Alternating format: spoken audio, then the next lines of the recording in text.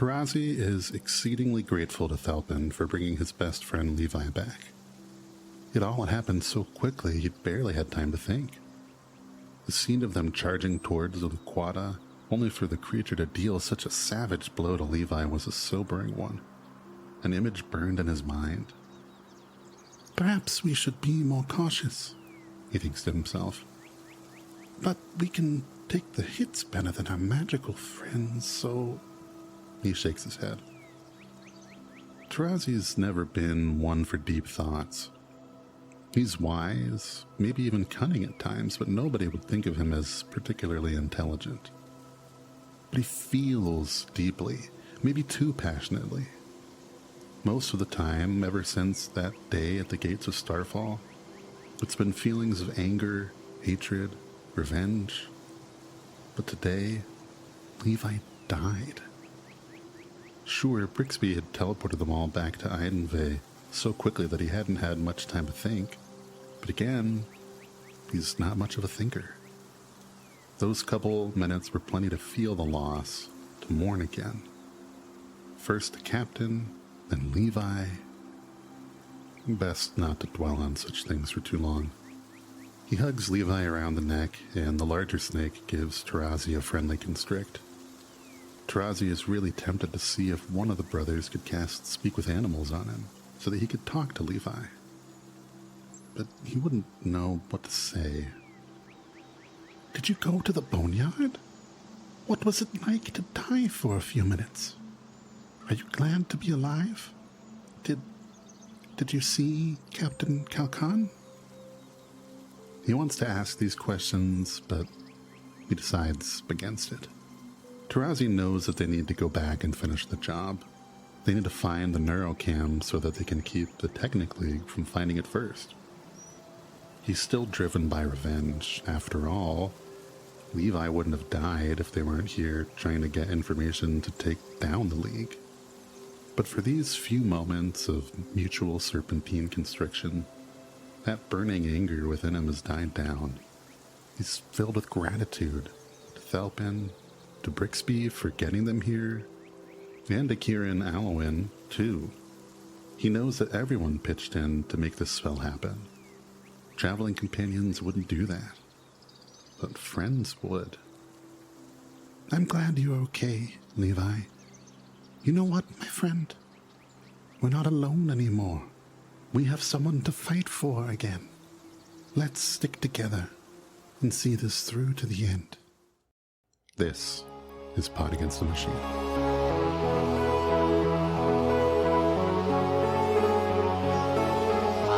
Pod Against the Machine.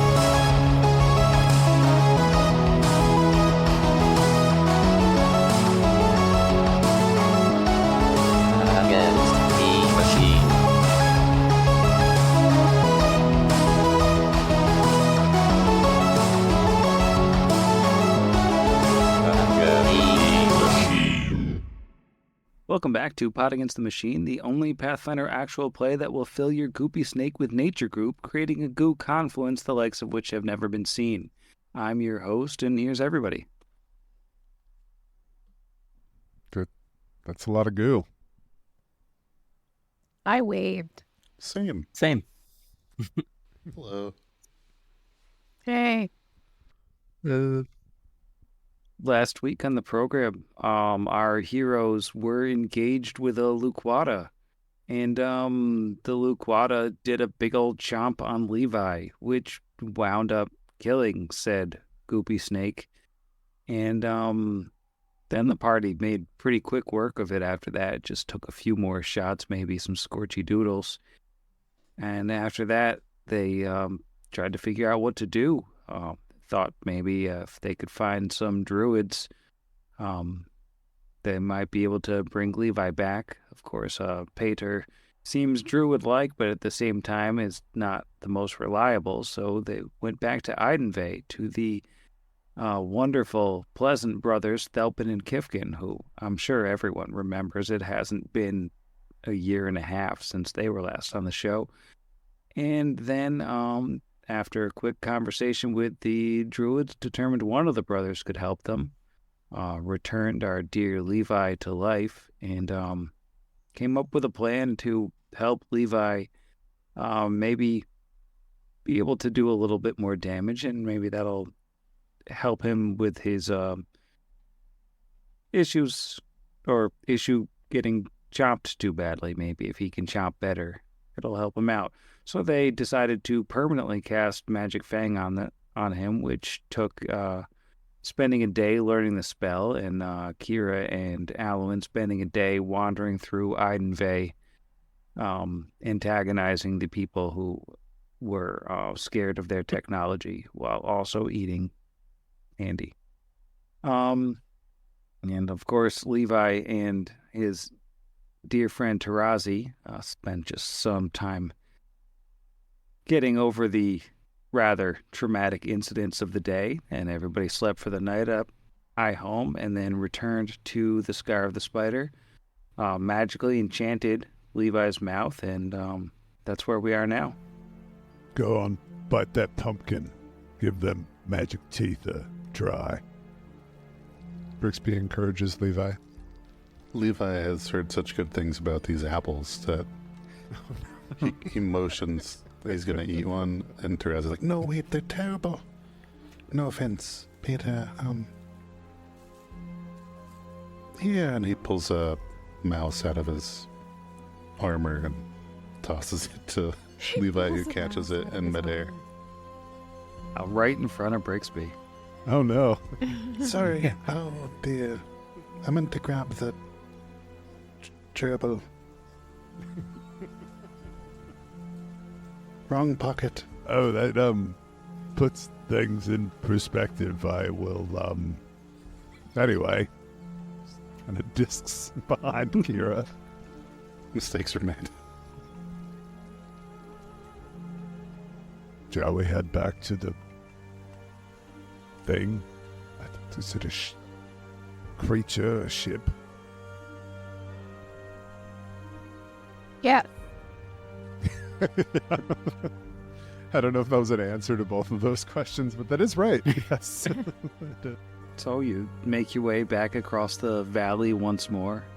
Its ground is getting fairly well trodden now as you take your daily trips into the back, following the river to its farthest point, where, of course, lying in the source of this nameless strand of river is the 400-foot-long rotting corpse, and a substantially smaller Luquata corpse sort of just down in the water next to it. I think when we get back to the Luquata corpse, Alwyn will use the rod to cast delay poison on all of us. He'll wait until we're basically back where we were when he cast it last time.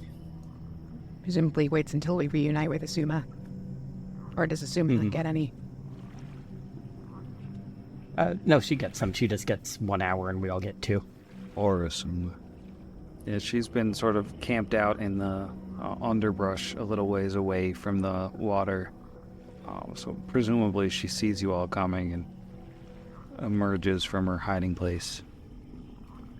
Clap 2 of her hands as she sees everybody coming, including Levi.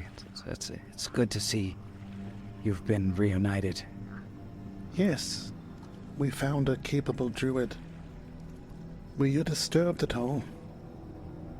No, I did a little bit of scouting around this creature while you were all gone, though. There are proboscises along the eastern side that I think can be used as entrances and exits. It's disgusting, though. Cool. I don't want to undersell just how gross this is going to be. Neat. It's already passively vomiting. Well, no time like the present. Follow me. She'll lead the way up around the creature.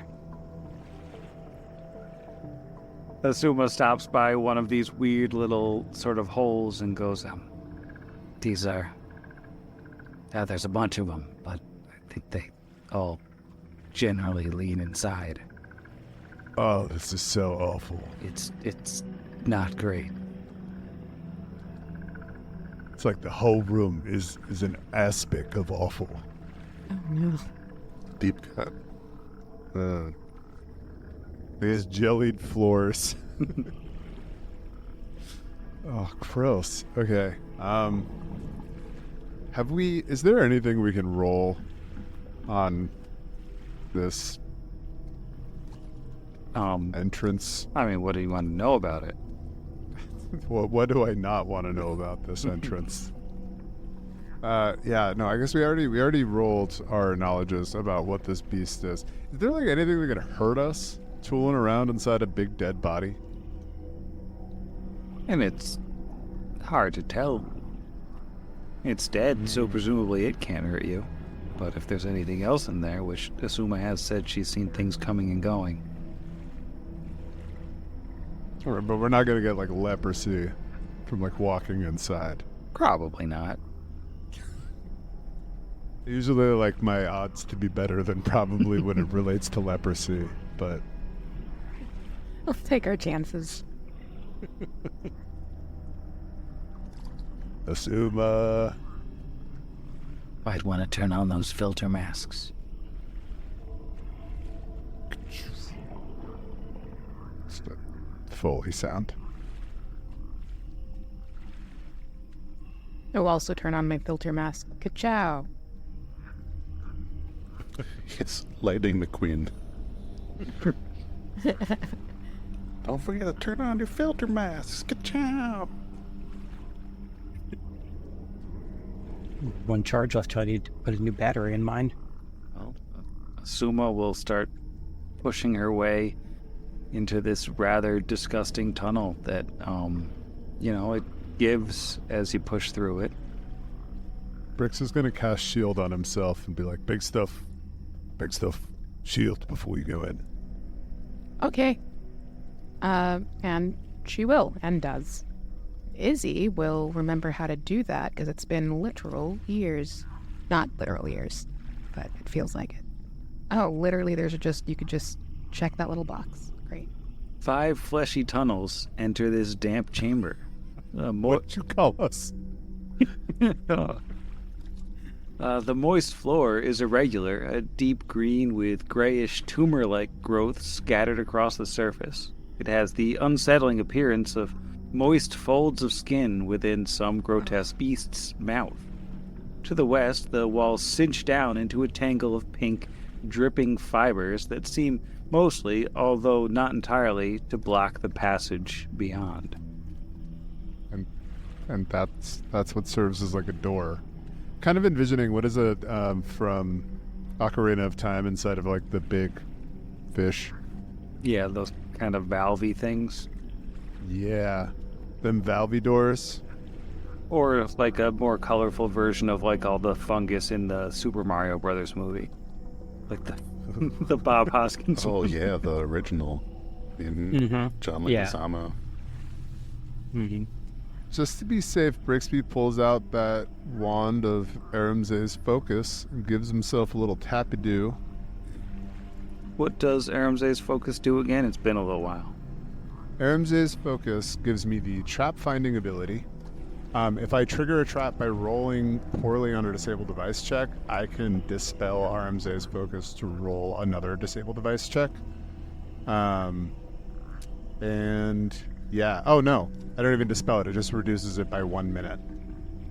So, yeah, it gives me trap finding and then gives me the ability to re-roll a disabled device check.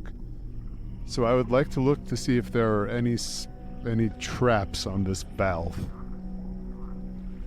And I might even request that my good-looking, and I mean that in the way that you can look at things goodly, friend Kira can also take a perception, perhaps, because you have the super eyes. Love to. And those they're plus like 20? Plus 10, I think. Oh, great. Plus 10 makes more sense. That's right. I have a plus 20 because of the, okay. Ooh, that's a 19. 19 plus 19 is going to be 20 minus 2, 38. I know that none of those words made sense, but we got there in the end. Totally makes sense. Great, thank you. 38 to envision a trap.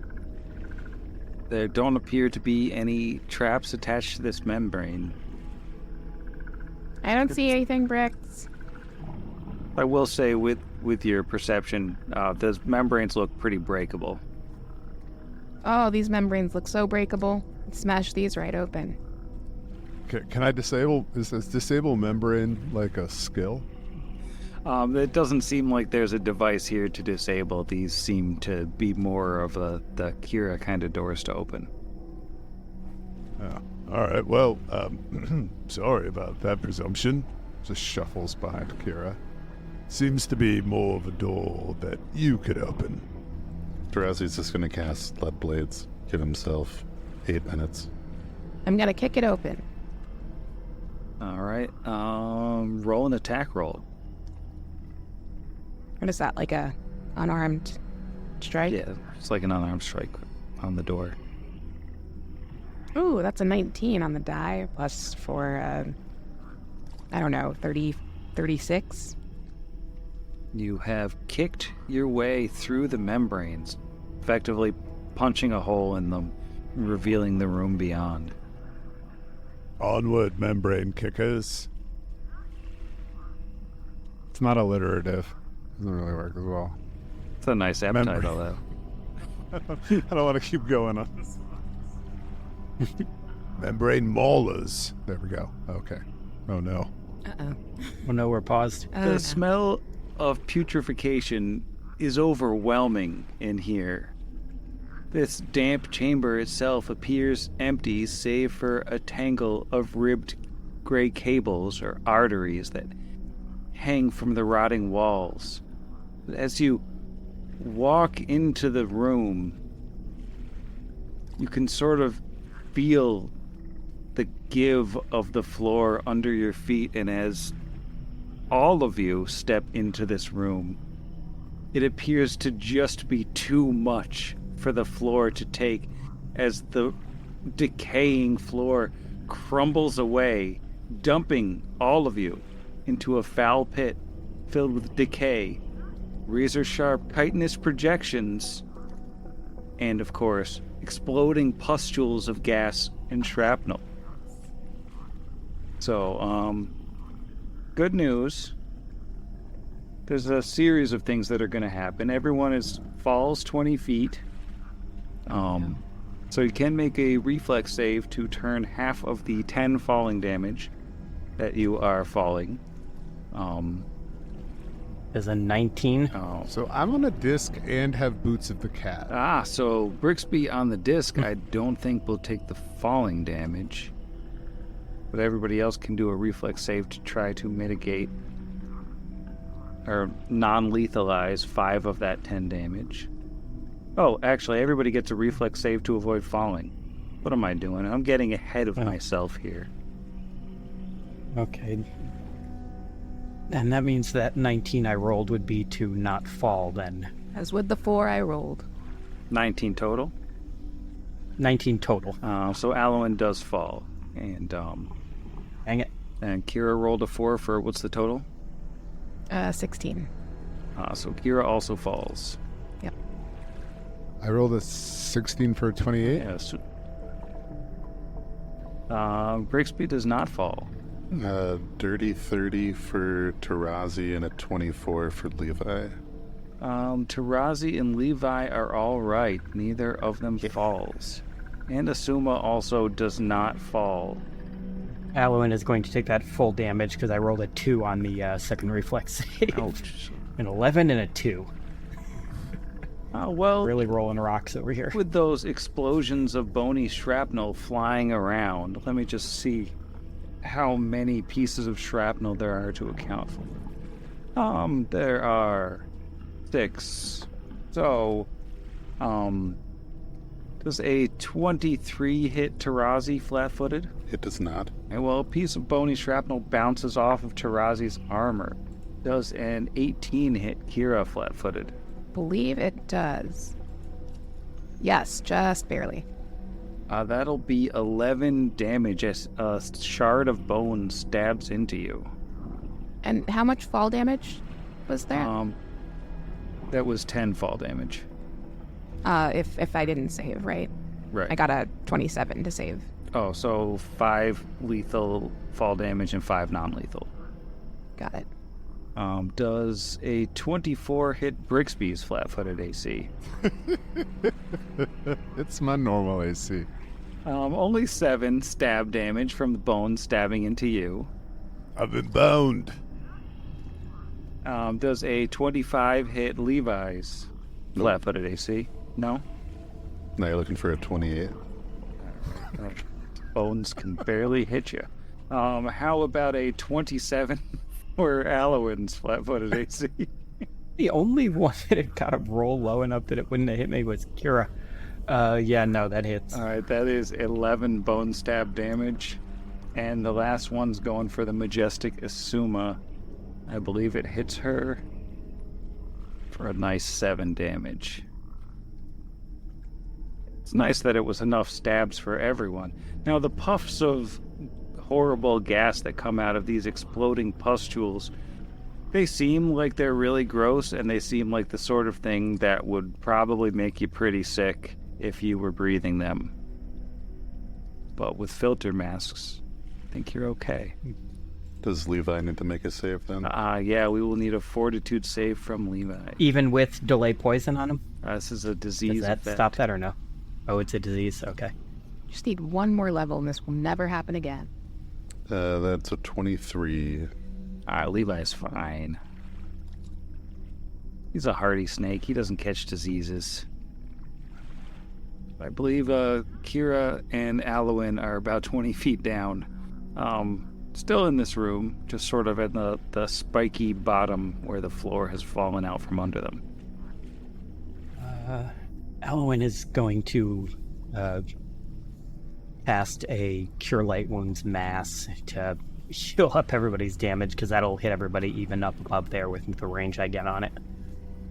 Can we see, looking at the floors, like, is this going to be something we need to watch out for throughout this creature? And it's hard to tell, but it is probably worth checking the floors before you step into a room based on this experience. Man, that lore membrane that you took is going to come in such handy in this book. Man, love background skills. We all laughed at the beginning, but look who's laughing now. Halloween heals everybody for 14. Nice. Oh, wow. Thank you, Alwyn. You unboned me. And then it's going to call out, "We're okay down here, I think, other than the bones. Are you all okay up there?" Yep. Here's a rope, Tarazi says as he drops a rope, but holds on to one end to be clear. Oh, he doesn't do his magic rope trick? Good luck. No, I'm not going to use that spell slot. Unfortunately, Alwyn can't climb the rope, so Kira has to climb. I was going to say, we're bad at climbing. Carry him. I can pull you up. Yeah, no, we can climb a rope. All right. Even with my -1 to climb, I'm fine taking a 10 with a rope against a wall. So it's not too much of a struggle to get up out of that spiky, chitinous, rotting pit. And then you're back up in this horrible room. Now, it looks like this passage kind of turns off to the north side, and there's no obvious way out on the south side where you came in. We should be very careful moving forward. Just getting a little ways up, then a 26 perception to check this kind of wider area here on the floor. The rest of the floor in this room seems to be stable. Cool. Up in the northern half of the room, at the very far reaches of it, there are those same pink membranous door-like structures blocking off passages to the east and west. Should we Rochambeau to see which one we go with? That doesn't make any sense. We're already at east. Let's just, maybe we head east. Doesn't it just go outside? Then we'd know. I don't know. It's not like I have like a top-down view of a 2D map of this place. Sure, I was just going off a basic sense of direction. Oh, basic sense of direction. Look at me. Things are getting hostile. Well, Jeff the player doesn't have that, so that's why it's a fantasy game. I was gonna say, yeah. I personally was triggered by that. That hurt me. Where's your membrane lore now? Can we kick this membrane down? Get down. Yeah, I won't make you roll every time because Kira can hit a DC 16 like in her sleep. But popping open the eastern membrane does indeed reveal another of these valvey rooms. This one's got a big old humorous wad in the middle of it, kind of sticking up out of the ground, but it also has 5 tunnels that seem to lead back out to where you came in. Yeah. Okay. Yeah. So this seems like Jeff's membrane lore served us again. It was right all along. He didn't mention the tumorous wad, though. Wow, that's true. Did you take lore tumorous wad as well? I didn't. I feel foolish now. It's a shame. All right, well, that was supremely gross. Looks like there's part of the creature, perhaps, that we can get to in this tunnel. I'd hate to miss the Julius. Yeah, no, it's certainly in this rotting closet. Yep. It's funny to watch Levi assumedly be moved by the keystrokes because he moves with an alacrity and grace that is unsettling. Oh, it's like a little private beach. Ooh, there's water in here. It's a little secret beach. We could charge people for this. Yeah, it's, Well, no, we're all going to start aging. Oh, I've seen that movie. you're just sort of in a lagoon that's being hugged by giant rotting monster. Greetings from the ancient rod. And then someone's going to tack on a really dumb ending that ruins the story that was in the book. Did not read the book. A lot better. It's based off a French comic called Sandcastle. Yeah, no, I've heard Much better ending than the movie. really Shyamalan'd it up. Which is weird because it's like shot for shot right up until the ending. Who's gonna mold that membrane? Kira will share with Tarazi. Ooh, shield bash. Mutual membrane maulers. It's cutting through the strands of pink, horrible flesh with the power of a shield. Yeah, and then prior to stepping in, he'll peer at the floor. With a 36. With a 36, you can tell the floor in this sort of hall-like chamber beyond looks more stable. The floor in this hall-like chamber beyond looks more stable. This has to be like such an awful visceral experience for all of the party that is walking on this. Just squishy and drippy and that awful smell. Yeah. Like I imagine it's like walking on like a river that's like lower than normal and has like a clay bottom. So like it grabs your feet a little bit. I really just want to get this as nasty as possible as the one character riding the disc. And it looks really gross. Yeah, it must be terrible for you. I mean, there's always room on the disc. I can't imagine there's much of a difference between walking on this stuff and like walking or riding on Levi, right? Oh, shots fired. He's got a magic mouth. You better be careful. He just died. Oh my god. Kicking a snake while I'm he's trying to be down. mean to him. I'm just saying he's goopy. He's very goopy.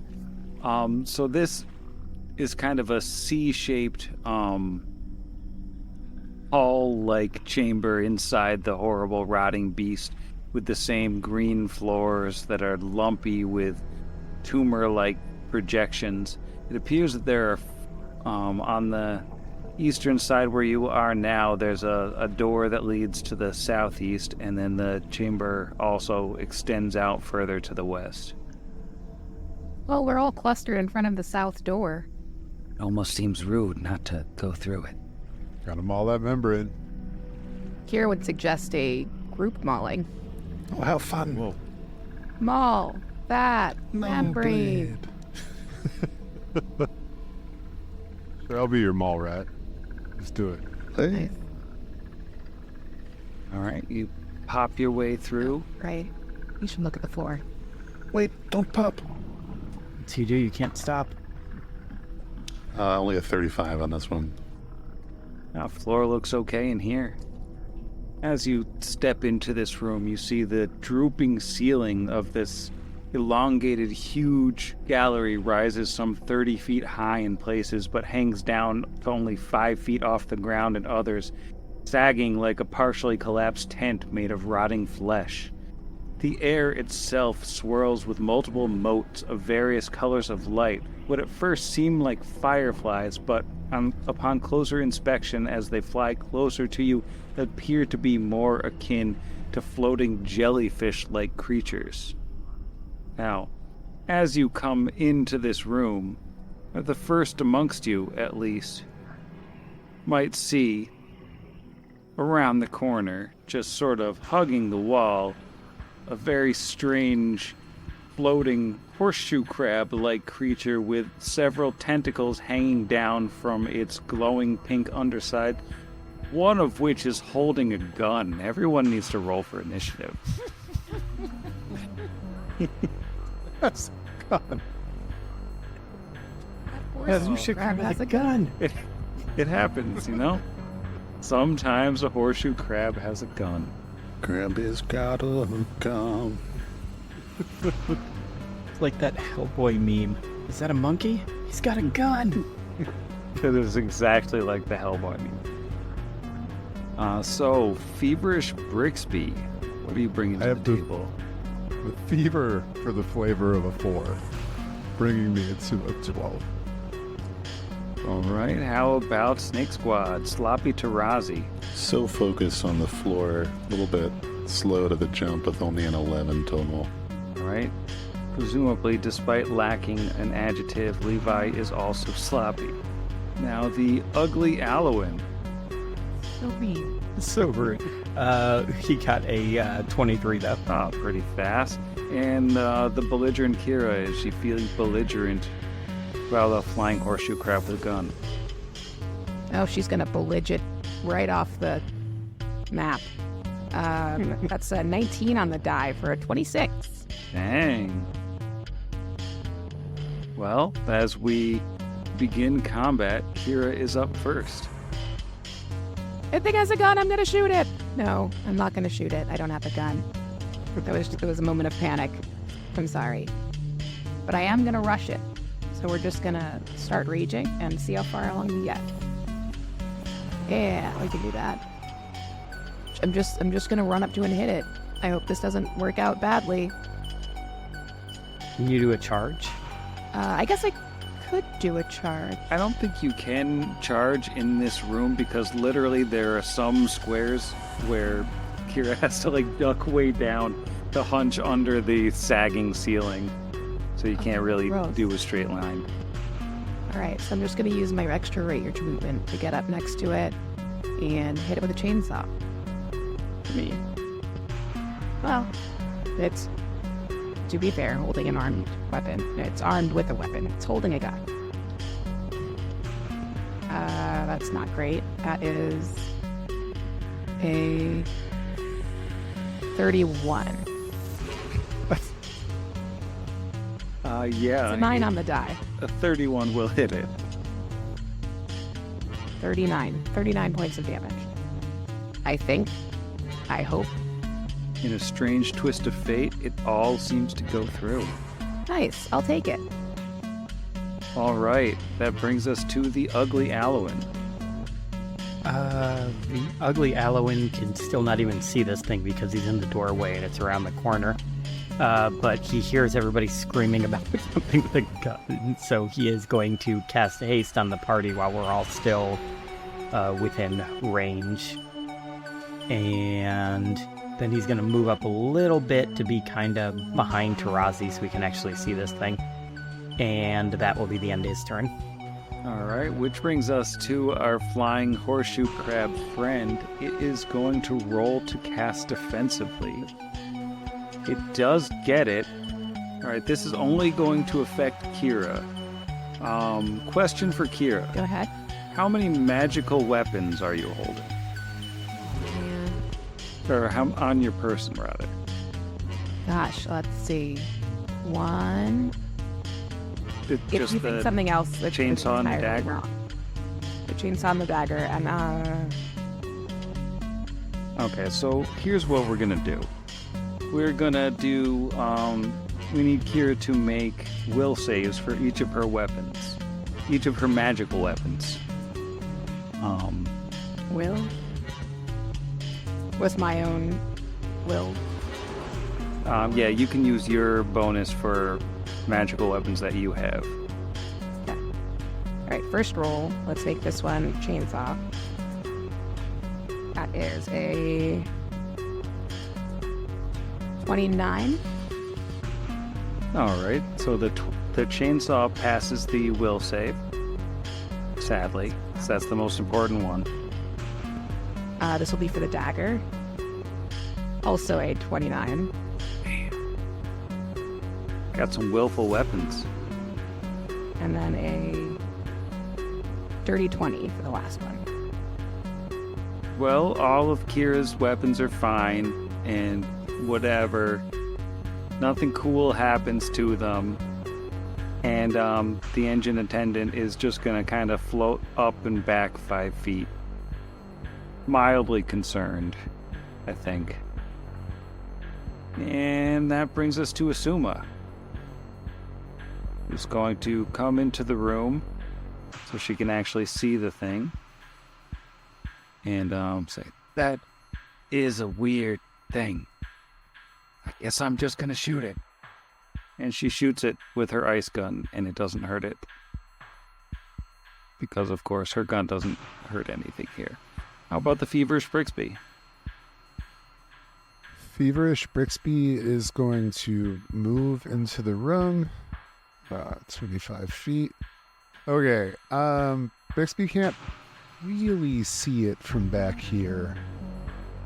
So, yeah, I think he is going to ready to cast a certain spell if they are within short range.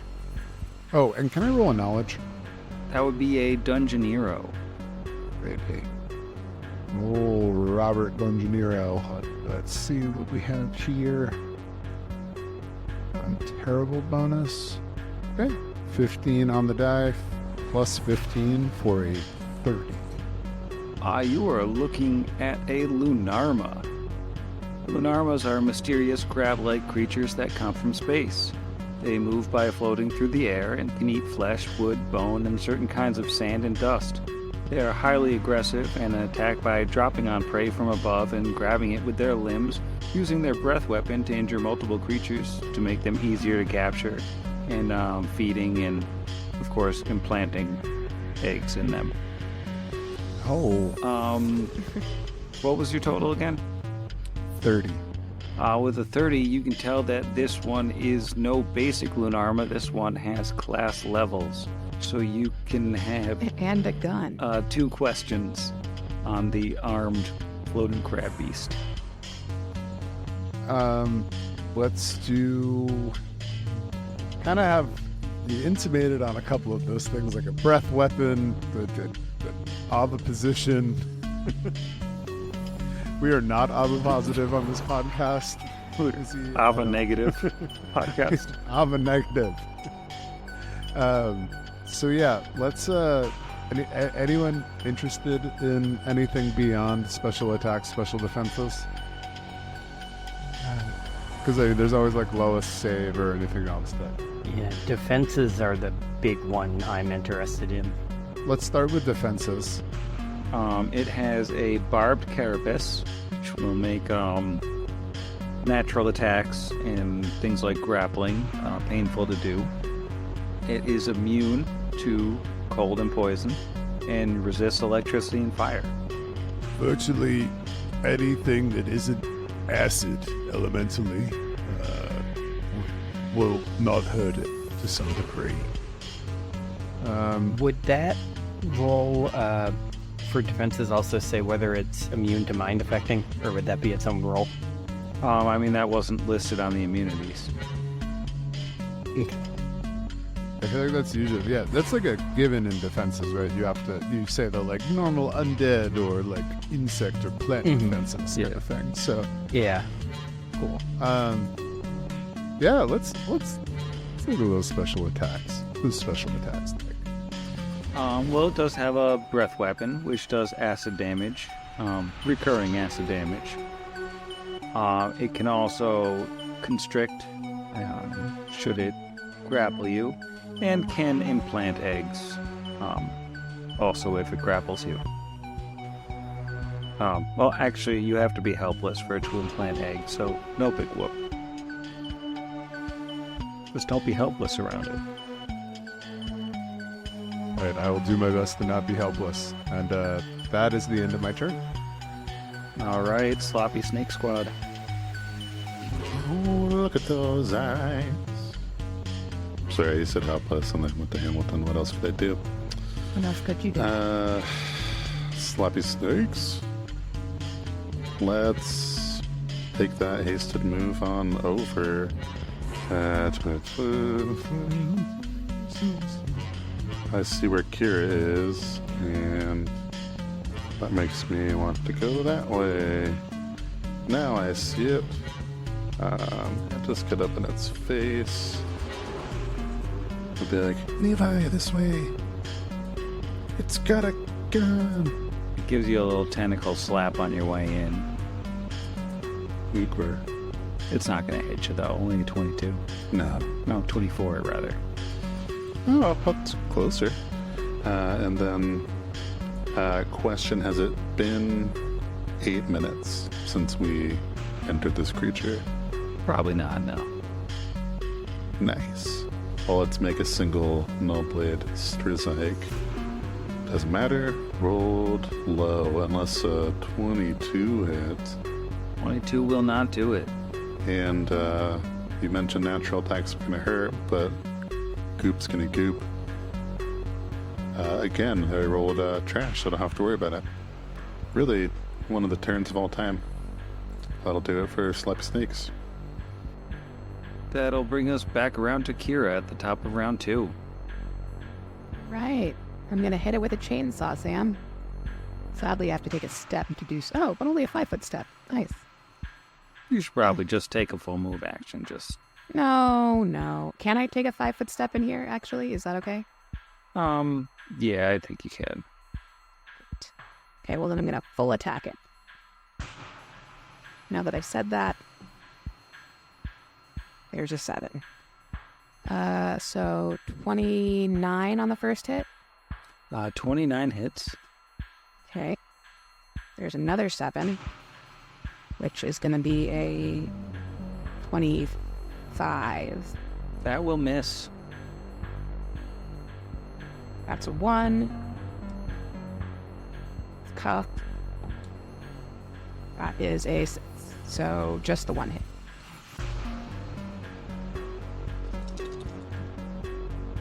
What even is the point, 11. 36 points of damage. 36 sad points of damage. That's basically nothing. Basically nothing. Alright, Alwyn. Okay, Alwyn is going to step around Bricks just to get a little bit closer to this thing so that he's within 60 feet of it and can actually see it. And since he didn't hear Bricks list off it being immune to mind affecting, I am going to have it roll me a will save, please. It doesn't want to. It voluntarily fails. 18. Yeah, that's what I'm hearing. 18 is, I'm pretty sure, a fail on this. DC 19 for sensory overload. So that means it has to make that same roll again every turn to be able to do anything more than a move action. Cool. for the next 11 rounds. Cool. It likes that. It feels really good about that. Alwyn overloads its senses. And that is his turn. All right, well, it's up next. It is going to make that will save to try to take an action. Yeah, that is a much better roll. That is a 34. Okay, yeah, so it can act normally this turn. All right, so in acting normally this turn, it's going to do what it probably should have done last turn, and it is going to create a supernatural area in front of it of pure blackness and cold. Great magical hailstones pound down upon casting this spell. So let me just roll some dice for Kira and the Snake Squad. Yeah, so no save, 16 bludgeoning damage from the great magical hail that buffets you in the darkness. And also 7 cold damage. You are also currently all engulfed in an area of deeper darkness. Now, despite having dark vision, people who are engulfed in deeper darkness cannot see. He's going to take this opportunity to just do a little scoot, fly up in the air. Just a good... He'll go back 20 feet. Not provoking on account of the deeper darkness.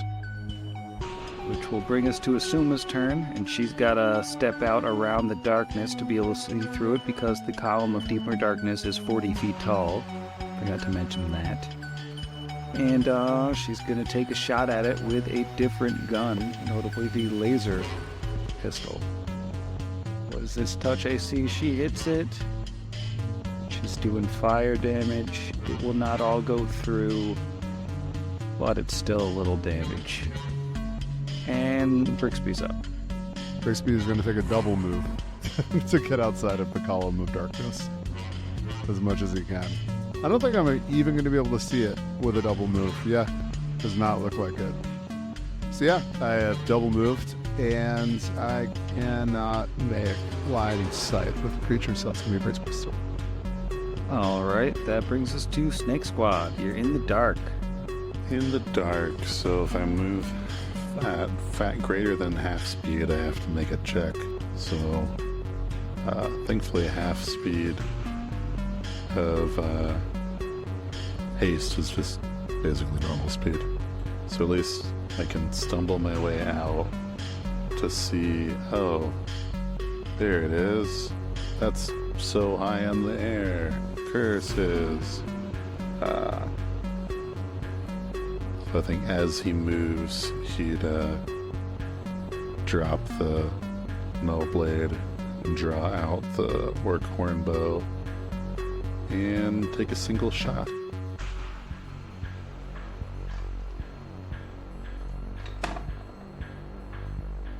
And miss. And then Levi will also stumble their way out. Can't use a bow, so he'll kind of get up under the creature, incurring, well, I don't know if that's reach, but basically just wants to get close enough to where if it tries to move, he might get an AOL on it. And that'll be Slobby Squad. Alright, back around to Kira in the darkness. Kira, I guess, can't see anything, so doesn't know that Snake Squad is dipped, but can see that she is in lots of darkness. And so will attempt to leave it by taking several steps to the, let's say, northwest. Oh, look, we're out of the darkness. You said the thing is 20 feet up? Yeah. Alright, she'll move up to just below it and try a magic missile. Going through spells like crazy here, folks.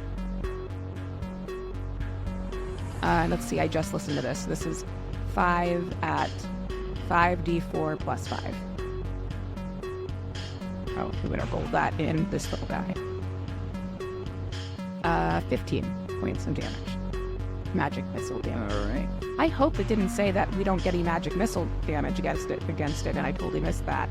Did it say that? I don't think it said anything about force. You got magic missile damage. Yeah. Okay, right. Alwyn, there's a giant column of darkness in front of you. So he is going to move 60 feet to get on the other side of Azuma.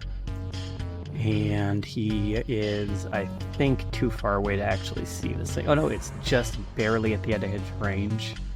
It's at 60 feet from him. So he is... You said it looks like a horseshoe crab, but you said that means it has like chitin or something adjacent to an exoskeleton? It looks like it's got a chitinous, spiky exoskeleton, Yen. Okay, then make me a fortitude save. I don't like it. I like having bones under my control. Oh, that's a... Where was that roll on the will? How's a 33 sound?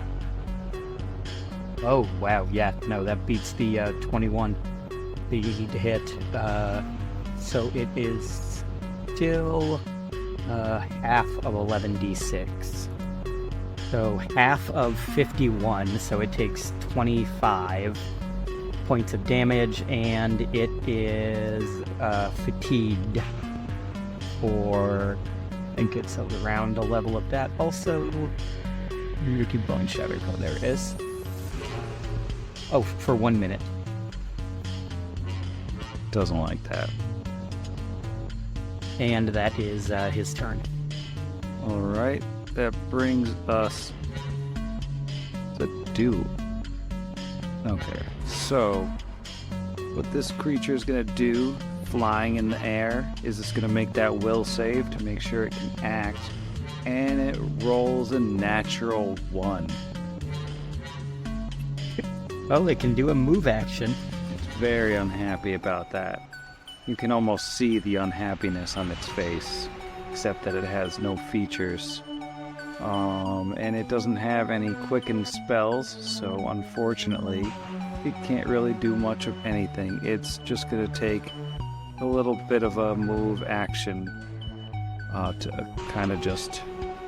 I guess it's just going to kind of float by the snake tauntingly, well, up in the air. That'll bring us to Asuma, who, unfortunately for the crab monster, can still shoot it. And she will hit for 9 damage, not too shabby.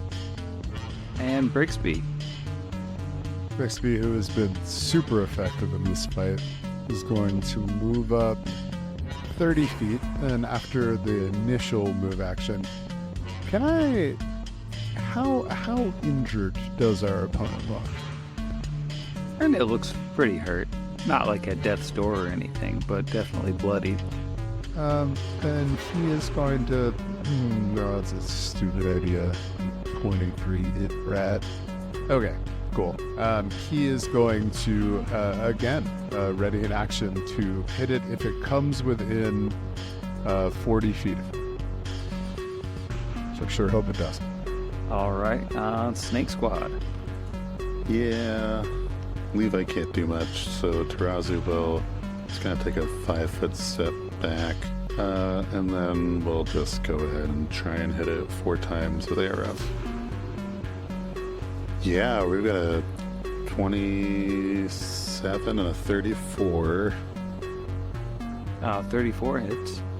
And then, yeah, we're not going to worry about the 3rd or the 4th. Alright, so a little bit of damage. 17. Alright, 17. I'm good at math. Totally on top of it. Alright, it takes the damage. It's not happy about it. That brings us to the top of round 4 in the belligerent Kira. Still 20 feet up, yeah? It is indeed. Right, so I'm gonna... I mean, do I even have to move then?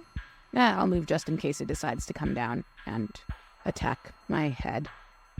I'm gonna move up to it in hopes that it drops from the sky shortly, and use my last magic missile. 19 points of magic missile damage. That's a bunch.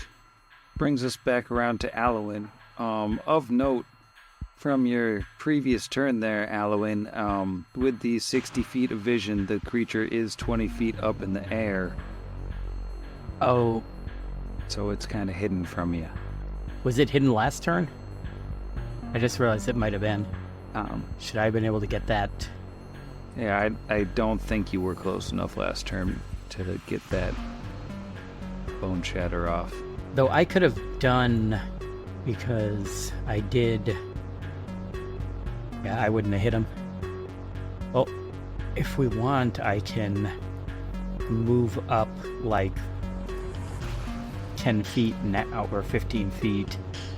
Alright, so it was a double move last turn, and then... Yeah, and then this turn would have been casting the spell. Alright, and that was the 25 damage. So now we're square. Yeah. So, let's see. Thing is pretty smart. What's it gonna do? Because I know what it wants to do, but it would be foolish because it would get eaten by a snake. See, looking at what straight lines we have here, I think what it's gonna do is just float. It's gonna fly down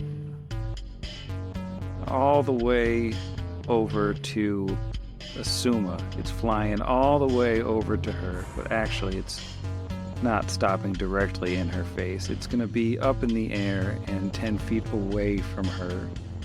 And it's just gonna slap her with a claw because she keeps shooting it and it doesn't like it. So Asuma is gonna get slapped with a claw, 11 damage, and a free chance to grab. I did have a readied action. Oh yeah, About you getting 40 feet for me, so that's true. here it goes. But I can't actually do a lot with it. Brixby pulls out his single shuriken, and with a little bit of this wavy and a thing to say, he shoots his shuriken at the creature. Pardon me while I do this math one more time. Creature caster rolls around third, so that's 4. And they all fire. Okie dokie. So I shoot off 4 different fiery shuriken after immediately summoning them. Here it's 4. This is 5. Let's just call it 4 for right now. So this is going to require 4 separate attack rolls. Under the impression that this creature does not have spell resistance. That is correct. Excelente. And okay, so that is a 27, 16, 14, and 18 all versus touch. Those all hit. No, wait. The 14 doesn't. Never mind. All right. So, oh, you know what? This is a very non-23 int thing to do, huh? So I'm pretty sure that these are fire damage. 1d8 of fire damage. So unless this thing has spell or like fire resistance 5, none of these are going to do any damage. Should I even roll the damage? Hey, might as well. All right, cool. Why not? Okie dokie. So we have a 6, 8, 6, 6. Those are monster rolls. They're not bad. Each one seems to do at least a little bit of damage to the guy. Yay! That was my ready action. Okay. All right. And after it gets shot with the shurikens and it reaches out and slaps and grabs Asuma, it does also constrict her, so she is grappled and constricted, and it's her turn. Well, anyway, she's gonna shoot it. She does hit, even with her -4. It does just a little bit of damage. Second one hits as well, or slightly more damage. Thing is looking pretty hurt. Third one will miss. Fourth one hits. Just a tiny bit of damage, but it looks very hurt. And Brixby, your turn is up. This Lunarma is very close to you, currently grappling your Kasatha friend, and it looks tired. I should have rolled a will save before it took that attack, but it did pass the will save. In retrospect, super good at rules. This is a very clean episode. Yeah. Well, Brixby. Shoot. Let's see. I guess, almost everyone else in the party is going to go before the creature. So he's... All right, Snake Squad. Hero time. Dirty 30 is going to be the only hit. And Dirty 30 does hit. 17 on the damage though. That is enough to kill the Lunarma. Yay. As it is arrowed. And we are out of combat. Why did it have a gun? I don't know, but Zuma, you should really get on that gun. Yeah. Also, did it shoot anything? It never shot the gun, interestingly. It's just holding the gun. It doesn't actually know how to use it. Classic Bandram Diffus. It's the stick with the little flag that says BAM on it. It's not even a real gun. Some real Joker stuff. Trowsy will pick up his null blade and put the orc hornbow back on his back. It is an engineering check to discover what this gun actually is. Do you want to do the thing where you roll for Tarazi and I'll take 10? Sure. Don't worry about it. Yeah, wait, I should have taken 10. I just rolled by mistake. Oops. Anyway, it's a 7 for a 30. You don't know what this thing is. Ah, shoot. You can tell it's time worn, whatever it is. Probably just shoot each other a couple times to see. Yeah, let's throw it in the bag and bring it back to Binox. They might know what it is, but even if they don't, they could assist us in using it for longer. Seems like a good idea to me. Mystery pistol. A mistle. A mistle. Is there anything else in this tenty membranous room? It looks like that might be the extent of this vast cathedral-like collapsing tent of a room, other than the fact that there are several doors. There's a door leading up to the northwest. There's a door on the southwest. There's a door in the southeast. There's so many doors that I think you're going to have to take a week to think about them, because I'm going to bed. Good night, Sam. Night, Sam. It's Good night, Hunter of the Doors. Good night, tenty membranous Sam. Pod against the machine.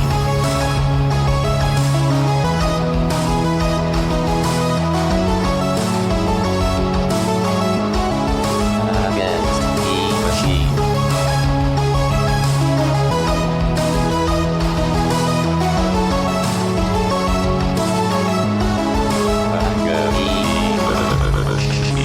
Pod Against the Machine is property of Network Against the Machine, LLC. All rights reserved. Pathfinder and the Iron Gods Adventure Path are property of Paizo Publishing. See their website for more details. Theme Against the Machine was written and performed by our own Zach. See the show notes for additional music and sound licensing. If you enjoyed the show, we encourage you to leave us a review.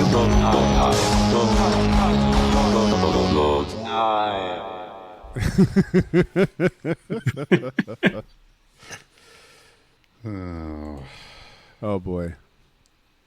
This is going to be an ep. I can feel it. Of all time. Certainly an ep. One of them. So, should we try to find Peter? Oh, wait. I'm right here. Right? Yes, we did. Hi. He said something cryptic about the weather earlier. Yeah, I totally forgot. Take that back. Boop. Off to a great start. This will be for the dagger. Also ow, stop. What are you doing? Also a 29. I heard something on somebody else's show the other day, and it was true. What is it? The arrow keys Whoa, also look at me move you. go. You move faster. I'm zooming. Wow. Oh, dang. Nice. Look at that. That's some tactical. Thank you, movement. other podcasts that will remain nameless. And it moves the map for you. Wow, that's so nice. What are we doing? Is this really okay? Also, this why is am where I we're rushing going. on ahead? I should not be doing that. Right. Sam's just Aloe like, in yes, the tank yes. rushing out ahead. I'm going to kick it open. Before Aw, she man. kicks